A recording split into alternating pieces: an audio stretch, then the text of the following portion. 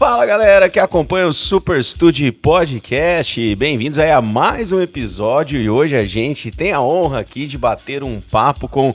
Eu vou falar com o Gustavo inicialmente, mas é porque ele é muito próximo meu, né? Foi meu aluno, mas hoje ele é o Dr. Gustavo Manetta, tá aí fazendo residência em psiquiatria, vai contar pra gente algumas coisas da jornada da faculdade, das escolhas da MED e muitas outras coisas que no bate-papo aí a gente vai desenrolar. Bem-vindo aí, Gustavo. Eu vou te chamar de Gustavo, né, cara? Você é doutor, mas eu vou te chamar de Gustavo pelo carinho imenso. Boa tarde, João. Eu agradeço muito o convite. É um prazer estar aqui. Espero contribuir aí com a minha vivência, com a minha experiência para o pessoal. Legal demais. A galera vai curtir muito. Gustavo, começando com aquele papo, aquela pergunta que é bem comum no início. Por que da medicina? Como é que foi isso aí para você? Foi um processo, assim, né? No ensino médio eu gostava muito de biologia e de química. Tinha médico na família também, então foi toda uma combinação de coisas que me fez escolher a medicina, né? Desde o começo eu vi que exatas não era uma área para mim, que eu não era bom, não gostava, né? E aí com o tempo do ensino médio, fui pesquisando, fui acompanhando um pouco mais da profissão e fui vendo que medicina era uma área que eu gostava muito de conversar, de trabalhar com pessoa. Eu ia bem em biologia, bem em química, e fui vendo que talvez alguma área biológica ali para mim era talvez um caminho mais certeiro do que outras áreas, né? E aí eu acabei escolhendo a medicina mais por conta disso. Legal, você chegou... Pré-vestibular mesmo. Quanto tempo você fez de pré-vestibular? Somando o terceirão, né? Que já é um pré-vestibular na maioria dos casos, e mais cursinho. Eu fiz o terceirão super, né? O segundo e terceiro super, que eram bem intensos, assim. E aí eu fiz 2 anos de cursinho. Mas aí o cursinho eu fiz o convencional mesmo. Eu fazia muito curso por fora, me dedicava muito. Foram anos bem, bem intensos. E aí eu passei no vestibular no fim de 2017 e comecei a faculdade em 2018. Legal, você chegou 3 anos de muito preparo. E você passou na UNAERP, né? Que é uma faculdade de medicina super bem conceituada, mas é particular, né? E aí eu gosto muito de trocar essa ideia. A gente, em outros podcasts, já bateu esse papo também. Vira e mexe, aluno pergunta pra mim. Muitas vezes no cursinho tem aquela pressão, né? Não, a faculdade de medicina tem que ser pública, tem que ter uma guerra ali interna, uma concorrência, parece que tem uma pressão social também. O aluno, ele vivencia muito isso. Para você, como é que foi, né, nesse ingresso na particular? Como que você sentiu? Você sentiu que tinha pressão para entrar numa pública? O que era isso? Como é que foi? Essa é uma história interessante, né? Eu acho que o cursinho, assim, o ambiente contribuía muito para a gente, como aluno, assim, tentar sempre passar numa pública por causa daquela ideia de que a pública é sempre melhor, de que é a melhor opção. E no começo da minha preparação, eu nem prestava particular. Eu só queria passar em pública, queria passar na USP, na Unicamp, na Unesp, tanto que no meu primeiro ano de cursinho eu prestei uma particular só e prestei meio a contragosto. Não queria fazer, não queria passar, não queria fazer se eu passasse, né? Nem queria prestar, mas eu prestei. E com o tempo, acho que a gente vai amadurecendo, 2 anos de cursinho, você vai conhecendo outras pessoas, você vai conversando com mais gente e vai amadurecendo aquela ideia de que talvez particular não fosse uma opção ruim, igual muita gente propaga, né? Muita gente fala. E eu acabei, assim, passando a ver a faculdade particular com outros olhos, né? Com uma maturidade diferente. Tanto que no meu segundo ano de cursinho, eu prestei algumas particulares e escolhi fazer a UNAERP. Mas, assim, por exemplo, na minha casa nunca teve uma pressão dos meus pais para que eu fizesse só faculdade pública, nada disso. Era uma coisa mais, eu acho que entre amigos ali, às vezes até entre outro tipo, por exemplo, o próprio cursinho, às vezes, igual eu falei, colocava essa pressão. Mas depois de um tempo você vai amadurecendo e para mim foi muito bom ter feito particular. Eu até brinquei depois com alguns colegas que passaram antes de mim, que, putz, eu devia ter feito antes, né? Devia ter prestado antes.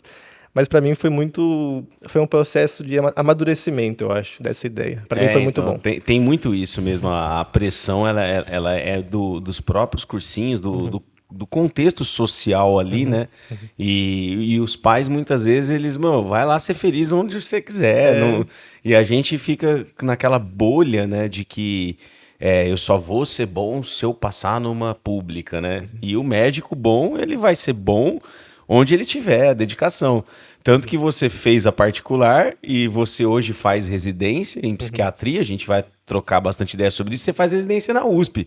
Então, assim, a particular, ela te abre possibilidades também para você ter os sonhos que você quiser, né? Eu acho que se você se dedica durante a faculdade, você pode fazer uma faculdade particular ou pública que, independente de onde você estiver, você vai ser um bom profissional, assim, você vai ser realizado, você vai dar orgulho para sua família, então você vai ser bem consagrado, assim, mas você precisa se dedicar. Mas eu acho que o que a gente tem muito, né, quando a gente começa o ensino médio, né, até o cursinho, aquela ideia de que não, eu preciso fazer pública, eu preciso fazer uma faculdade que eu não pague nada, né? Era até meio glamuroso você falar, não, eu só presto pública, eu só presto pública. E com o tempo você vê que não é bem assim. Tipo assim, para algumas famílias, né, a questão financeira, claro que ela pesa.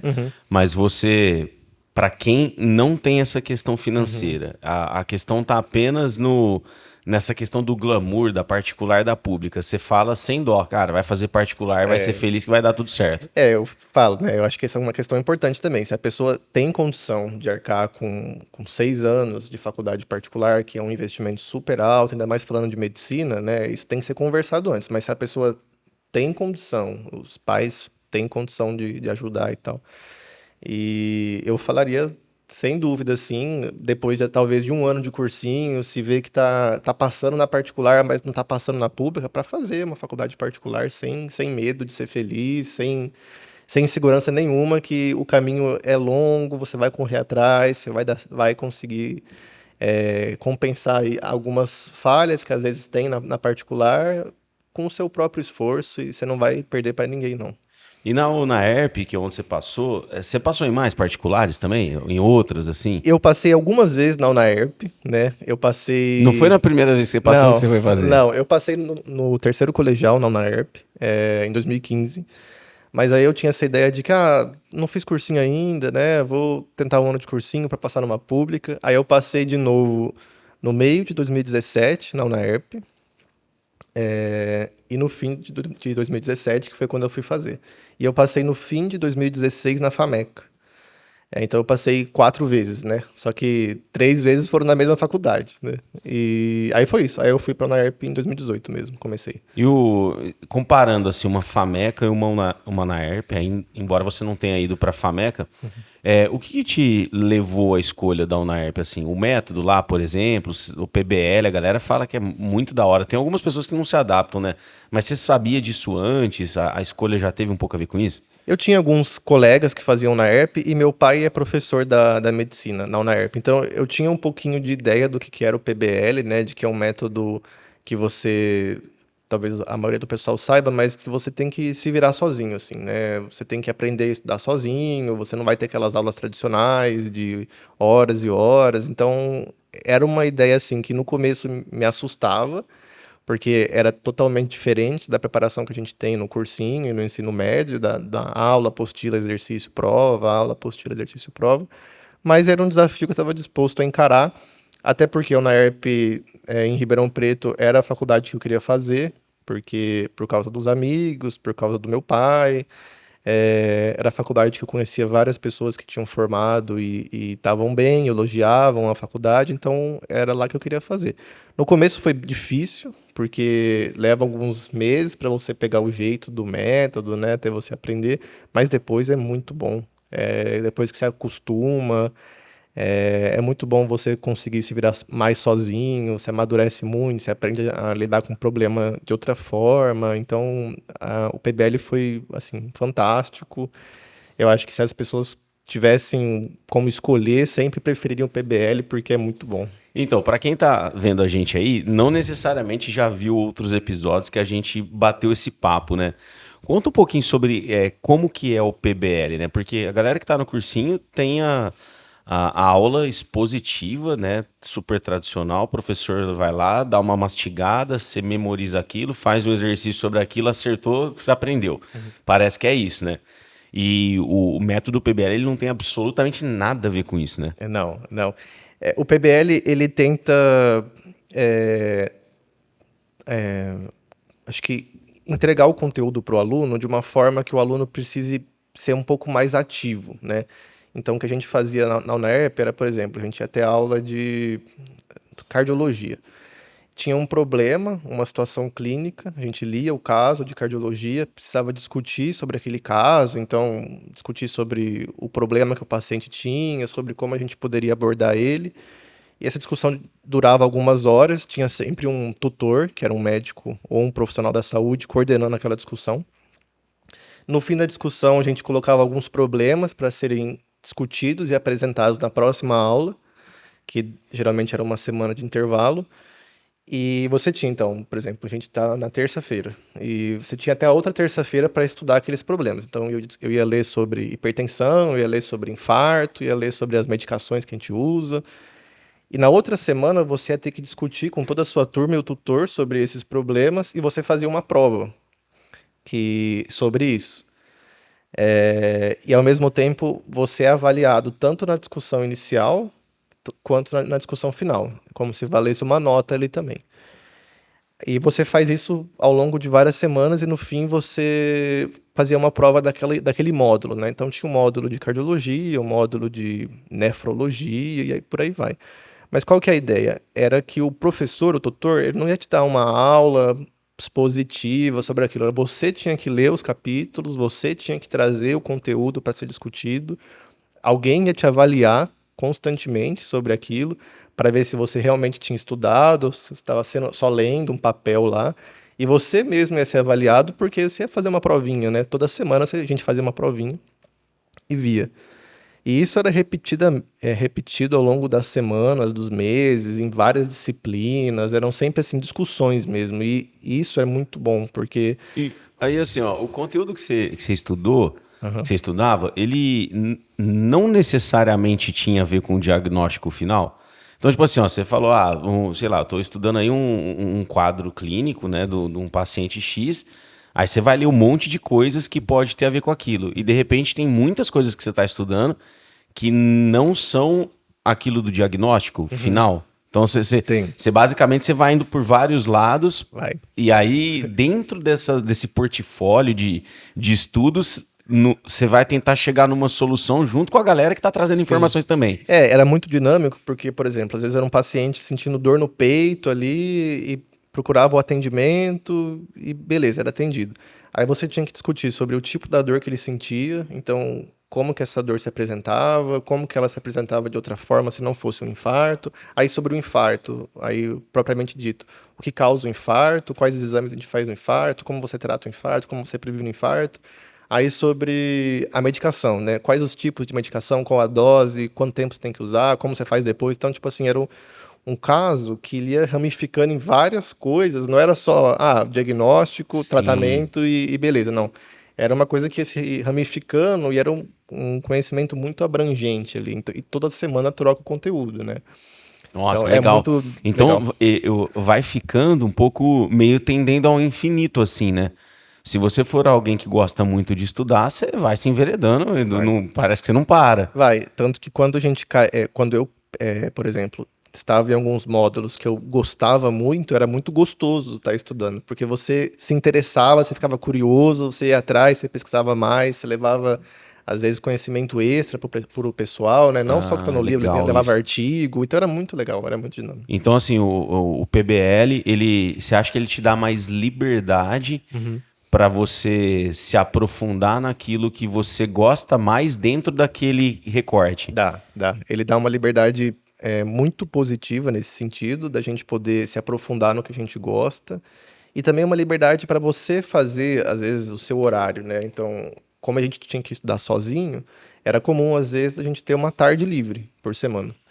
E aquela tarde livre, se eu quisesse começar a estudar 4 da tarde, ou 2 da tarde, ou 5 da tarde, eu poderia. Era só eu me organizar e eu poderia fazer o que eu quiser com aquela tarde livre, né? Porque, teoricamente, o tempo que seria destinado a uma aula expositiva, uma parte dele é destinada a você ficar livre para estudar sobre o quadro que foi exposto ali, naquele Exato, caso. porque também não tem como a instituição aplicar o PBL se ela não te dá tempo, né? Porque você precisa de tempo para procurar as fontes, para pegar um livro, para ler, para estudar, para se aprofundar. Então não tem como ela te preencher a sua semana de segunda a sexta todos os dias, o dia todo. Ela precisa de fornecer ali algumas janelas durante a semana para que você estude. E que as faculdades tradicionais preenchem com aulas, geralmente, né? Com Muitas aulas. vezes você vai ter aula das 8 às 6, né? É, Numa faculdade tradicional, expositiva. A carga de média é muito mais puxada que as demais. É um curso integral mesmo, sim. né? Mas o PBL, ele te dá essas lacunas para você realmente se enveredar. Tá, e assim, às vezes tinha um pessoal que pensava, eu não vou estudar, né? Eu vou descansar, vou fazer esporte, né? Vou dormir e vou estudar de véspera. Mas era muito nítido para quem estava avaliando ali, pro tutor, quem tinha realmente estudado ou não. Então não era uma prática que você conseguia fazer sempre, né? Esse tipo de coisa, levar nas coxas, né? Então até nisso era melhor, porque era muito difícil você dar um jeitinho ali e ir enganando às vezes o pessoal, não tem como, porque é muito Vira claro. naturalmente um envolvimento mais constante, né? Vira. Ou eu acho que hoje, assim, voltando no tempo, se eu fosse fazer MED, eu iria pro PBL. Porque eu gosto muito de estudar e muito de estudar o que eu gosto. Eu não gosto de estudar tudo. Mas quando eu me enveredo por uma área, por exemplo, nossa, eu curto pra caramba a área de nutrição, essa parte que é ligada à fisiologia humana. E não é porque na faculdade eu tive isso, é porque você pega uma vírgula ali, cara, eu vou explorar esse mundo porque eu gosto muito. E o PBL, ele te dá essa liberdade de, ó, vai aí, estuda que vai ser legal. Eu acho que fica a dica aí pra você, hein, galera, ó, se tá só pensando em aula expositiva, tenta forçar a adaptaçãozinha ali no PBL que você vai gostar. E você acha que isso te deu muita escola para você passar na residência? Vamos falar como é que foi esse processo, porque ó, você que tá querendo prestar medicina, a gente tem aqui pessoas assistindo que já são formadas, galera que tá ainda decidindo o que quer, mas tem a galera que já tá definido, ó, eu vou ser médico. Cara, a residência é outro vestibular, né? Um negócio que deve ser punk. Como é que foi essa parte? A residência realmente é outro vestibular. Tem gente que fala que é até mais difícil do que passar no vestibular. Mas, assim, é um processo que a gente estava até conversando antes, que todo médico deveria passar, né? Pelo processo de residência. É a melhor forma de você depois se preparar para o mercado de trabalho. A gente tem ótimas opções de residência no Brasil. E o PBL me ajudou muito a passar na residência, porque quando a gente está no fim ali da faculdade, né, são 6 anos, no quinto e no sexto ano, você precisa começar a estudar para residência. Mesmo que seja um pouco no quinto ano, e aí no sexto ano você vai dar o gás final ali para. Você vai fazer um treinamento Vai. para prova, né? Porque a prova de residência é uma prova tipo vestibular. Geralmente um monte de questão teste, assim. Tem discursiva também. Como é que... Depende da instituição. Por exemplo, aqui na USP de Ribeirão que eu faço, ela teve uma prova escrita de 100 questões e ela teve uma prova prática também, que foi num sábado, o dia todo. E teve análise do currículo, né? Mas a maioria das provas, assim, faz do próprio jeito. Tem prova que só faz escrita e currículo, tem prova que faz igual a USP, que é escrita, currículo e prática. Varia bastante. Mas, inclusive, tem hoje muitos cursinhos para passar na residência, né? E hoje é muito difícil você passar na residência sem ter feito algum cursinho, porque a concorrência explodiu nos últimos anos, com muito médico formando, com um mercado de trabalho um pouco mais concorrido, que era 15 anos atrás. Então, assim, é muito difícil hoje passar na residência. Então, as pessoas recorrem a cursinho, curso de prova prática. Tem aquela questão do treinamento mesmo, né? Macete de questão, igual é no vestibular, né? O professor ele te dá, ó, vai... Os caras vão te perguntar isso, você responde isso. Tem isso também para residência. É muito parecido com o vestibular nesse sentido, assim. Até a didática dos cursinhos, né? De você... Às vezes você vai assistir uma aula de 3, 4 horas ali. Se o professor não tiver uma didática boa, você não vai conseguir se concentrar por 3, 4 horas sobre uma aula de cirurgia. Então, tá cada vez mais se assemelhando ao vestibular por conta dessa concorrência.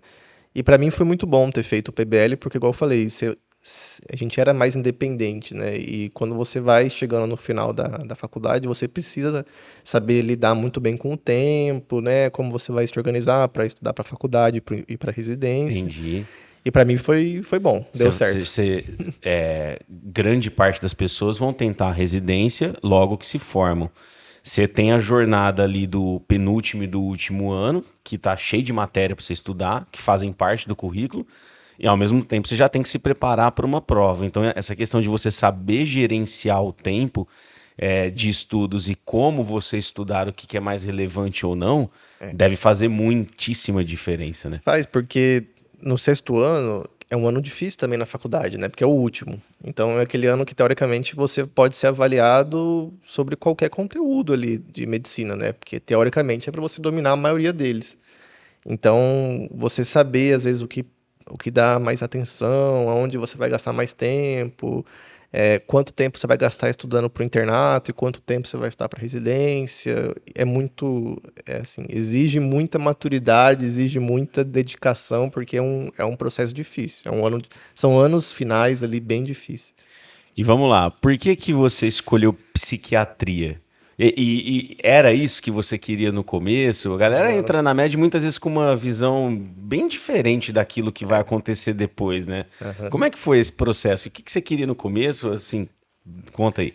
No começo, eu entrei na medicina meio sem ideia, assim, né? Eu falei, tô aberto, vou conhecer. Tá, E eu me interessava um pouco por alguma área cirúrgica, mas por conhecimento, assim, só de YouTube, filmes, vídeos que eu via, achava bonito, as cirurgias, emocionante. Então, eu achava que eu fosse ser cirurgião no começo da faculdade, né? Aí, com o tempo, você vai passando pelos estágios, conhecendo os hospitais, vai vendo um pouco mais sobre como é a rotina de cada área.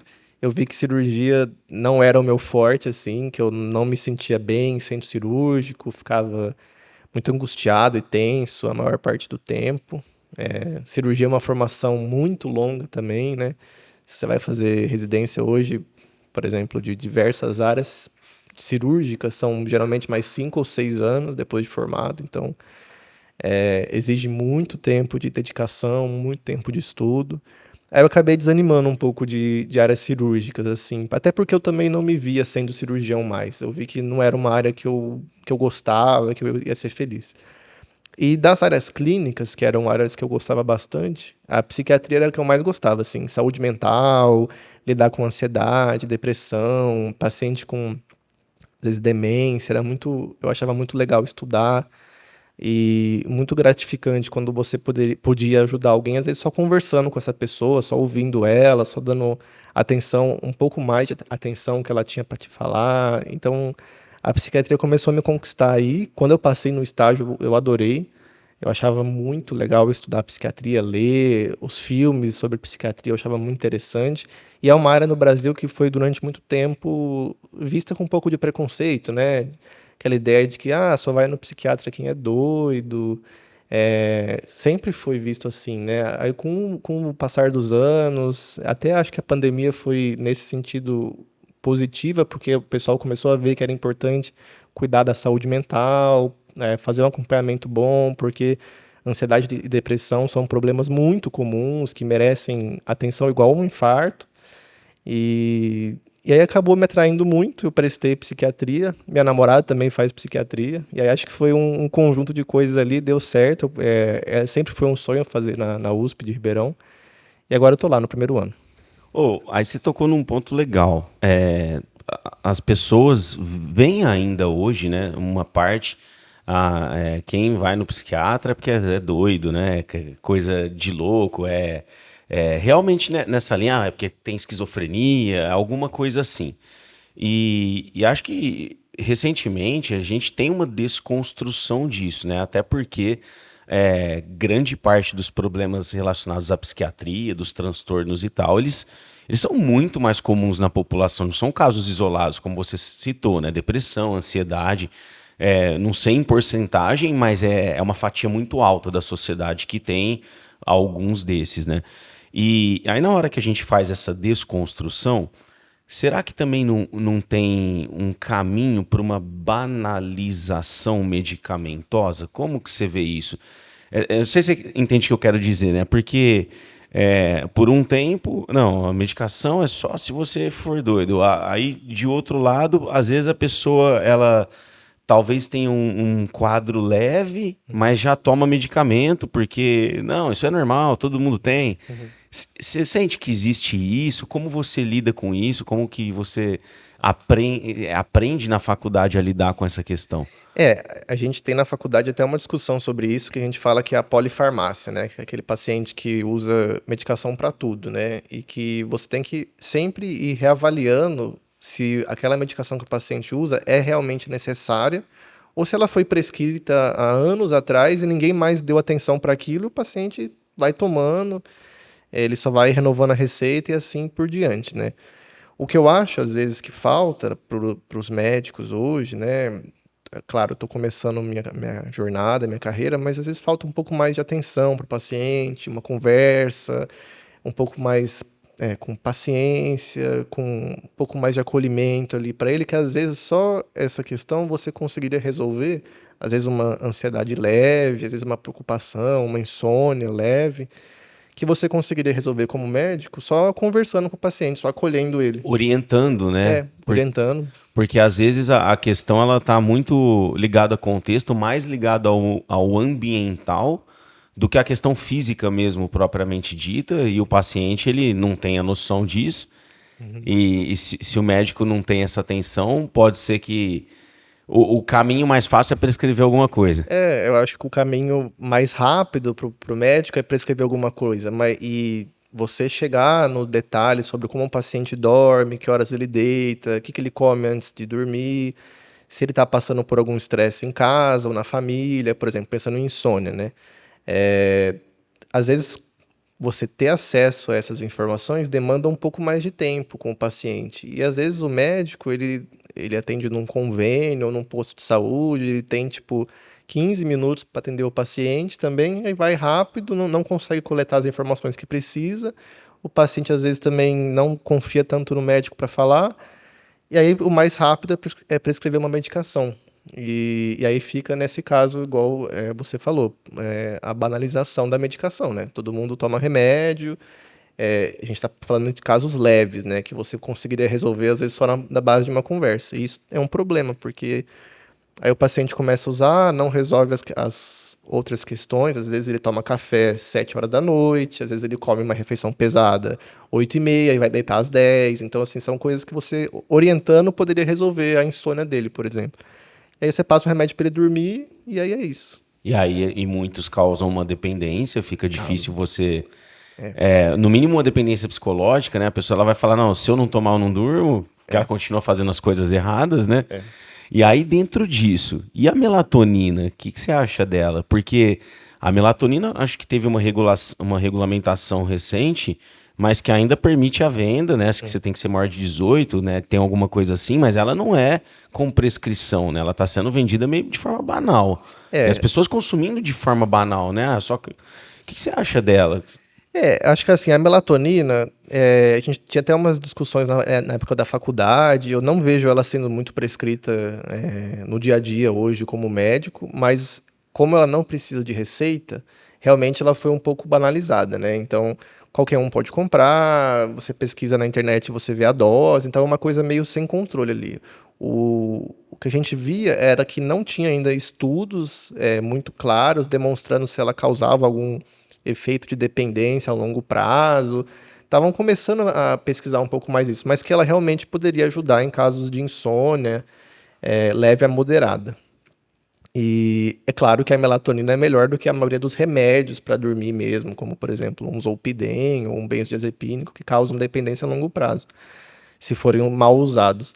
Mas ainda é um pouco obscuro assim, a melatonina, os estudos, então eu acho que falta, o mais importante é o paciente procurar um profissional da saúde, caso ele tenha algum problema, procurar um médico, pode ser um psiquiatra, um neuro ou qualquer médico, falar para ele o que está acontecendo e aí sim conversar sobre a melatonina, sobre o que o médico acha, qual a opinião dele, e não ir na farmácia comprar sozinho e ir tomando como viu na internet ou como o vizinho falou, porque aí sim é perigoso e aí sim pode causar malefícios a longo prazo. Então, eu fico bem ressabiado, né, comumente com hormônios, né?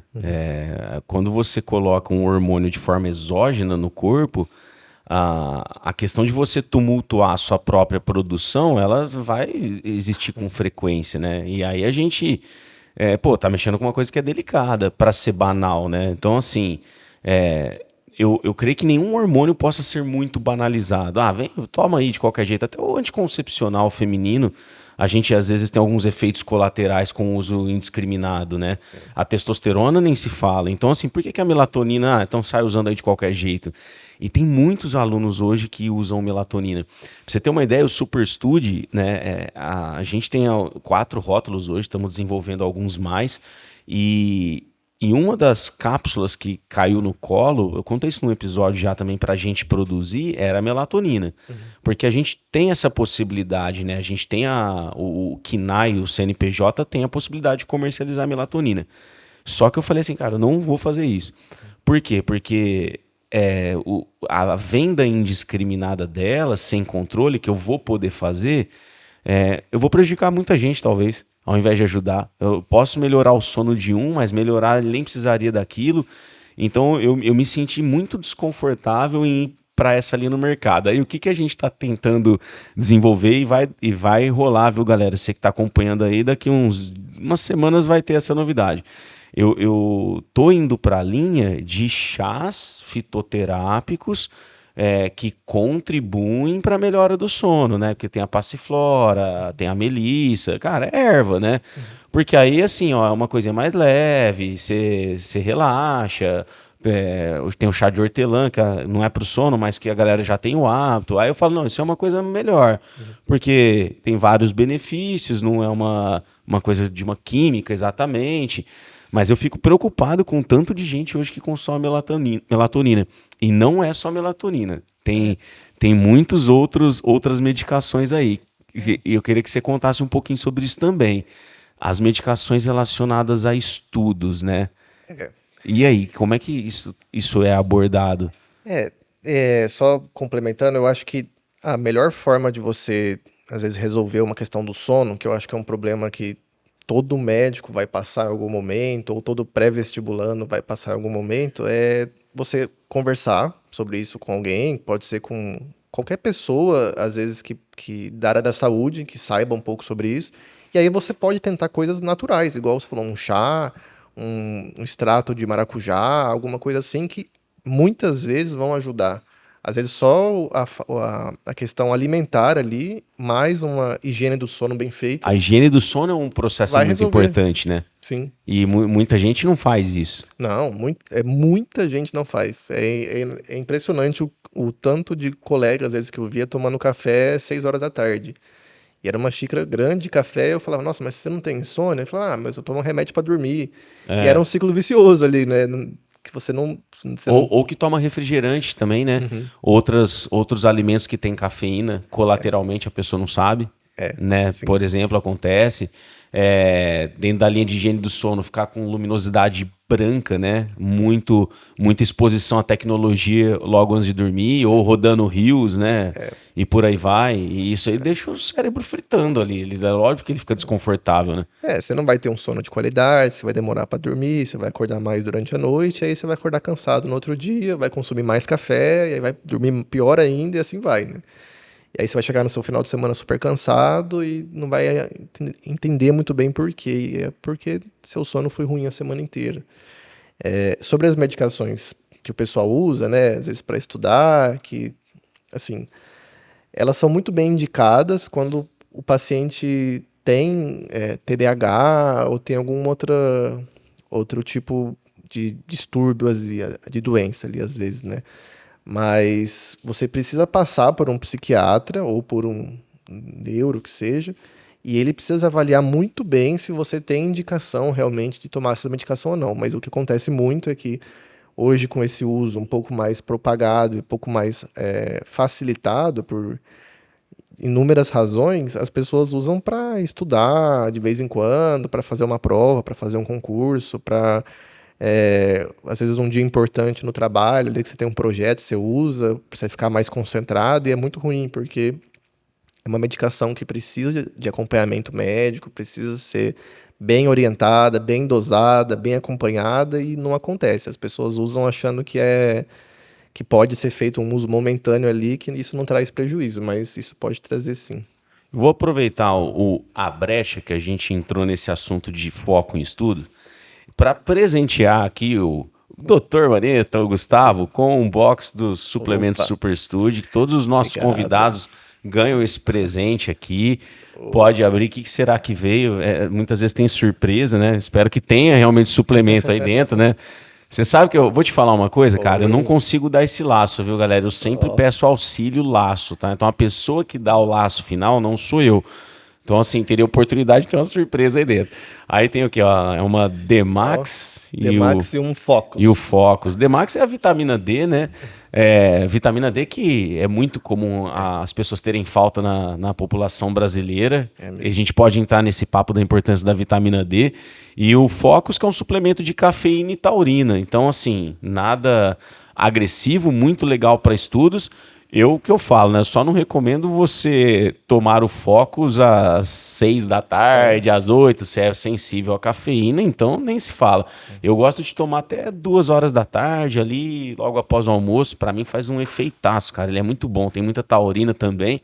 Então você que gosta de estudar muito, ó, você que vai passar a noite estudando, fica comprando energético lá, paga R$ 8 a lata, corrosivo, parece um refrigerante. Tem 100 miligramas de taurina, o Focus tem 500, cara. Então, assim, é bem diferente, é muito bom. Vamos falar dessa questão dos medicamentos para estudo, depois eu quero te perguntar algumas coisas da vitamina D. Porque, gente, aqui a gente tá falando de suplementação e não de medicações, tá? Mas você tocou no ponto do TDAH, né? Que tem os casos de medicação, elas devem ser prescritas ali para quem tem TDAH. E o número de diagnósticos de TDAH, assim, ele aumenta muito, né? Aumentou muito. Deve ter a questão do subdiagnóstico anterior, mas também, provavelmente, fatores ambientais que estão contribuindo para isso. Mas o ponto que eu quero perguntar será que todos esses diagnósticos eles são realmente de TDAH? Ou tem uma galera que apenas está passando por um momento de dificuldade por causa de contexto ambiental, tipo ansiedade, alguma coisa nesse sentido? Porque elas não se misturam um pouco, essas coisas? Se misturam, e eu estava até num congresso que teve em Rio Preto semana passada, que uma das palestras foi de psiquiatria infantil, e isso foi muito abordado, né? Que um dos fatores do diagnóstico ter aumentado tanto era porque antigamente era muito subdiagnosticado, né? Não se dava tanta atenção, às vezes, não existiam tantas pesquisas sobre isso, que isso foi aumentando com o passar dos anos e com a evolução da medicina. E atualmente o que acontece é realmente, às vezes, uma confusão feita por profissionais, às vezes, não especialistas daquela área ou não tão capacitados para fazer esse diagnóstico, do paciente estar passando, às vezes, por uma ansiedade associada a uma insônia, que é muito comum. E aí o paciente começa a ter um pouco mais de dificuldade na escola, começa a ficar um pouco mais irritado, começa a brigar um pouco mais, e aí às vezes é levado num profissional e o profissional fala, é TDAH. Mas não aprofunda na questão ali, não detalha que às vezes ele está passando por problema em casa, está passando por essa ansiedade, está dormindo mal há semanas, e dá o diagnóstico ali numa consulta de 15 minutos, 10, 15 minutos. E aí ele vai medicar errado o paciente, porque provavelmente ele não tem TDAH, não tem outra condição que necessitava daquela medicação específica. O paciente não vai melhorar e aí vai entrar naquela confusão ali que ninguém sai ganhando, né? O paciente vai ser muito prejudicado e o profissional também vai cada vez mais lidar com um paciente difícil, porque ele não vai melhorar, ele vai ficar pior. E às vezes vai tendo que trocar a medicação, vai virando medicação colateral, uma que leva a outra. No final das contas, entrou errado ali. E toda medicação ela pode ter muitos efeitos colaterais, né? as medicações que a gente usa para o TDAH, geralmente elas causam, por exemplo, um pouco de redução do apetite, pode causar até um pouco de problema gastrointestinal. Então, assim, você tem que ter um acompanhamento bem de perto ali, porque geralmente são pessoas mais jovens, são crianças.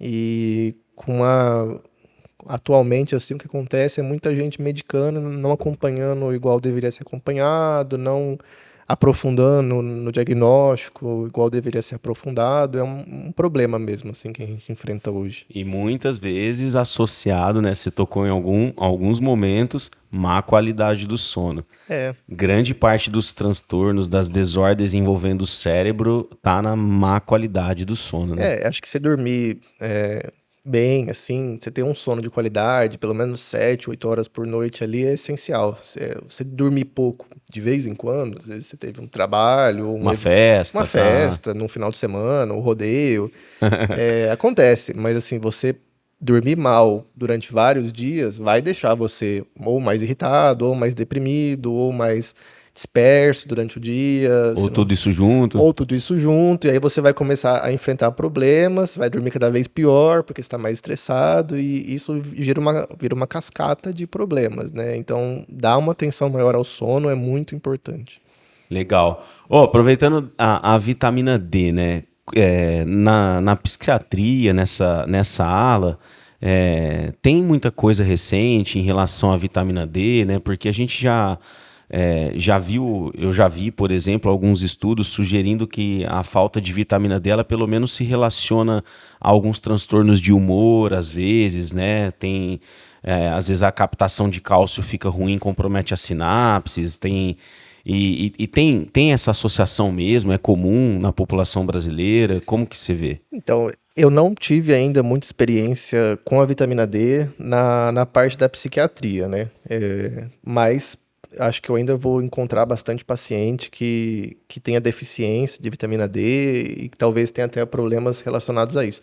Mas na faculdade a gente via muitos pacientes, às vezes da parte de clínica médica, né? Que tinham deficiência de vitamina D, mesmo morando em Ribeirão Preto, que é uma área que tem muito sol durante o ano inteiro, diferente de outras áreas do mundo que às vezes enfrentam falta de sol, e aí sim seria mais comum ter falta de vitamina D.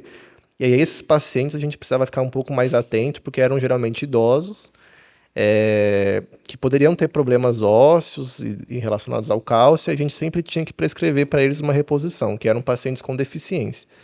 E isso a gente viu bastante, porque o paciente às vezes se alimentava mal, ficava muito tempo dentro de casa, não se expunha ao sol, não ajeitava a alimentação ali, você pedia a vitamina D, estava super baixa. E o paciente, às vezes, meio deprimido, meio fraco, sentindo cansaço o tempo todo, e às vezes só com a reposição você conseguia dar uma melhorada ali. Claro que associada a outros fatores, né? O sono, a alimentação, a reposição da vitamina, mas só ali você conseguia melhorar, às vezes, a vida do paciente. E você falou assim, ó, a gente teve contato com muitos casos de idosos, né, as pessoas que ficam mais em casa, e, pô, a vida da galera moderna, mesmo jovem, é muito assim, né? É, Às vezes eu falo no Insta, né? Eu tiro uma foto minha 10 da manhã embaixo de uma árvore, mas com aquele solão batendo entre as folhas assim, né? E falo, galera, vai sair no sol se tiver um intervalo, meu. Pelo menos uns 10 minutos, mostra pro cérebro que é dia, né? sim. Sintetiza uma vitamina D. A galera fica trancada o dia inteiro, cara, estudando em escritório. Você deve ter passado por isso no cursinho, né? Tipo, às vezes Passei. você chega em casa, a família conta pra você, nossa, você viu o pé d'água que deu? Você viu que chuva? Você fala, cara, a única chuva que eu vi foi de módulos, tá ligado? Não tem outra chuva rolando, não. Às vezes no cursinho, ou até no terceiro colegial, você tomava um sol ali quando você saía para almoçar, né? Isso se você saísse pra almoçar, não almoçasse na escola. Geralmente eu saía para almoçar, às vezes, no centro ali, então você tomava um solzinho, beleza? Você via que era dia, você via que o dia tava ali e tal, que o sol tava ali. Mas se eu levasse, por exemplo, uma marmita ou almoçasse um salgado, que às vezes acontece, às vezes você ficava das 7 da manhã às 6 da tarde dentro da escola, dentro da faculdade, dentro da residência, que seja, e você não tomava sol em nenhum momento. A gente anda muito pouco a pé hoje, né? A gente faz tudo com carro, com Uber, com táxi. E as pessoas hoje se expõem muito pouco ao sol, né? Claro que você tem que se expor ao sol de uma forma consciente, né? Não vai tomar o sol da meio-dia às 3 da tarde todos os dias, sem proteção, que você vai ter queimadura e ter outros problemas, mas você se expor um pouco ao sol todos os dias é essencial, até para você dormir melhor, até para você ter a vitamina Isso. D e assim vai. Esse ponto que eu ia tocar também, a higiene do sono, né, que você tocou algumas vezes. Pô, a galera fica a manhã inteira num ambiente que é menos iluminado do que o natural, e aí vai pra casa com um monte de luz acesa, numa iluminação muito maior do que a da natureza naquele momento. Então, assim, como que a melatonina vai estar normal? Não Não vai. vai, Aí não a vai. pessoa, então eu vou tomar.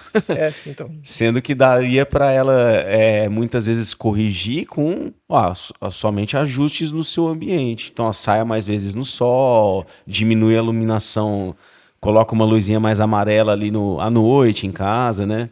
E hoje eu acho que também uma coisa que mudou, a gente faz tudo com celular hoje, com computador, então você vai ficar às vezes o dia inteiro sem ser exposto ao sol, mexendo numa tela, mexendo numa luz artificial. Você vai para casa à noite, sem ter sido exposto à luz solar natural, vai ficar mexendo no celular mais um pouco, no computador mais um pouco, aí você vai deitar e dormir. Você não vai conseguir dormir rapidamente. Você vai demorar, você não vai ter um sono bom, vai ter aquele sono meio esquisito, meio picado, e aí é esse ciclo vicioso que a gente falou, né? Não tem como você resolver só com medicação, só comprando melatonina, ou só comprando um Zolpidem e beleza. É todo um processo que tem que ser avaliado, né?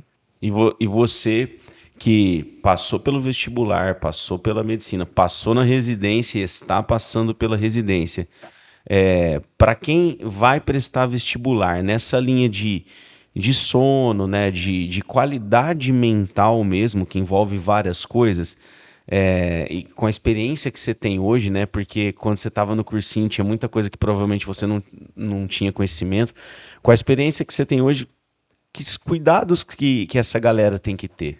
Assim, pra você dar um recado final aí pra galera. Eu acho que durante toda a preparação, tanto para o vestibular quanto para a residência, tinham duas coisas que eu não abria mão, que era o sono. Eu nunca dormi menos de 6 horas por noite, assim, nos dias às vezes mais difíceis, assim, que um estágio acabava muito tarde, eu dormia, sei lá, 11 horas da noite e acordava 5:30 da manhã, 6 horas da manhã, e mesmo assim, se você for ver, davam pelo menos 6 horas e meia ali de sono, mais ou menos, 6 horas de O sono. seu, o seu dormir mal era 6 horas e 6 horas, meia. Já era a exceção, não era a regra. a maioria das vezes eram 8 horas, né? 7 horas e meia, 8 horas de sono. Legal. E exercício físico, assim, você não abandonar em nenhum momento a atividade física. E pode ser, assim, qualquer atividade física. Pode ser crossfit, musculação, futebol, bicicleta, o que a pessoa gostar. Eu acho que tem que fazer pelo menos 3, 4 vezes por semana, porque eu fazia todos os dias. E consegui passar na residência, mesmo sendo um ano super difícil, mesmo sendo um ano super atarefado. Às vezes sacrificava 40 minutos de sono ali para conseguir fazer 40 minutos de musculação, porque vai te dar uma disposição melhor, vai te dar uma saúde mental melhor, vai deixar você menos ansioso, com mais endorfina e vai ajudar. Eu acho que esses dois conselhos, tanto não abrir mão do sono, não vale a pena você dormir 5 horas por noite para estudar 1 hora a mais, 2 horas a mais, vale a pena você dormir mais do que você perder esse tempo ali achando que tá ganhando tempo E e não você tá. falou, não, eu sacrifico um pouquinho do sono para me exercitar, mas os 40 minutos que você sacrifica, você ainda dorme mais 7 horas, 7 horas e 10, 7 horas e 20, então assim, você tá tirando uma nota alta e tá conseguindo encaixar um exercício físico que vai dar esse bem-estar. Eu até postei hoje no Insta sobre isso, eu tava na academia, tirei uma foto, falei, cara, o exercício físico é o que mais favorece a mente, cara. Se você consegue ter uma regularidade, dá uma sensação de confiança, né, de bem-estar, que segura no meio do caos, seu emocional fica muito mais forte se você faz exercício, né? E às vezes o pessoal acha assim, eu não vou gastar 1 hora na academia se eu posso estudar 1 hora a mais por dia, mas ela tem que entender que aquela 1 hora na musculação, ou na natação, no futebol, o que seja, vai te dar um gás naquele estudo muito melhor depois. Então vale a pena você se exercitar, vale a pena você gastar esse tempo, sim. É um investimento, É um então, né? investimento, é um investimento. Custo-benefício compensa de longe. Compensa e sim, você pode correr na rua, que não gasta dinheiro nenhum, você pode ir numa academia perto da sua casa, fazer o que for, mas fazer alguma coisa, se conseguir todos os dias, pelo menos uma meia horinha ali, faz diferença. E tem gente que é assim, né? Eu conheço muito aluno que fala, eu não faço exercício físico porque eu não tenho tempo. Mas quanto tempo você precisa? Não, tem que ter 1h30 para ir na academia, fazer e tal. Cara, se você ficar esperando você ter 1h30 todo dia, talvez você nunca vai ter, você não vai fazer nada. Faz meia hora bem feito, cara. Meia hora de uma caminhada rápida tá ótimo. Mas faz. Se você fizer meia hora todo dia, é melhor do que você fazer 1h30 2 vezes por semana. Então. E meia hora por dia dá. Você consegue encaixar ali, geralmente, né? Entra lá na rede social e vê o tempo que você ficou nos aplicativos aí. Duvido que não deu meia hora. Então, se você vê, você ficou 1h30, às vezes, no Instagram, WhatsApp ali, que você podia usar metade disso na academia. Então, tudo é questão de prioridade, né? É verdade. É isso, cara. A gente bateu um papo aqui com o Dr. Gustavo Manetta, ele que tá fazendo residência na USP em psiquiatria, que passou pelo vestibular, passou pela faculdade de medicina, falou muito sobre o método PBL aqui, bate-papo legal, bem enriquecedor. Obrigado aí, Gustavo, pela sua presença, viu? Valeu, João, agradeço muito o convite. Se o pessoal quiser saber mais alguma coisa aí, eu tô à disposição. Qual que é o teu arroba aí, ó, do Insta? Deixa aí pra gente. Gustavo Manetta, tudo junto, e underline. Com 2 T's o Manetta, né? Isso. Underline. É isso aí, procura o Dr. Gustavo lá, que você vai aprender muito também. Valeu, galera. Obrigado.